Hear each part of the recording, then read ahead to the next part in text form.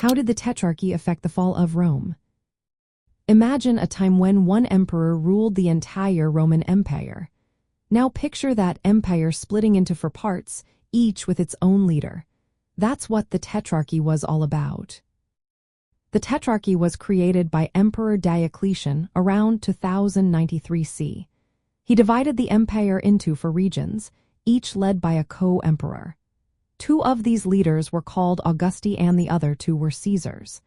This system was meant to make ruling such a huge empire easier. Before the Tetrarchy, the empire was often chaotic. Emperors were overthrown quickly, and civil wars were common. Diocletian's plan was to share power to stop this chaos. He wanted to make decisions closer to the borders and keep the empire more stable. The empire was split into two main halves, east and west. Each half had an Augustus and a Caesar. The capitals were moved away from Rome to places closer to the borders, like Nicomedia in the east. This helped defend the borders better and improved administration. The Tetrarchy also brought reforms. It increased the number of provinces, grouped them into dioceses, and separated civil and military roles. This made the government more organized and less prone to rebellion. The emperors also used elaborate court rituals to show their authority. At first, the Tetrarchy seemed to work. It brought order after years of chaos. But it also created new problems. The system depended on the loyalty of all four rulers. When Diocletian and his co-emperor Maximian stepped down, their successors fought for power. Civil wars broke out, weakening the empire.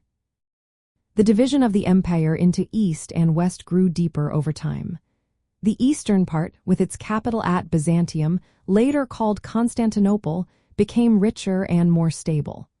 The western part, with its capital shifting from Rome to Ravenna, became weaker. Eventually, the internal conflicts and rivalries caused by the Tetrarchy made it harder to keep the Western Roman Empire together. Civil wars drained resources and left the western half vulnerable. External invasions by groups like the Visigoths and Vandals took advantage of this weakness. By the time the Western Roman Empire fell in 476 C, the damage from the Tetrarchy's division was clear. It had temporarily stabilized the empire but also set the stage for its final collapse.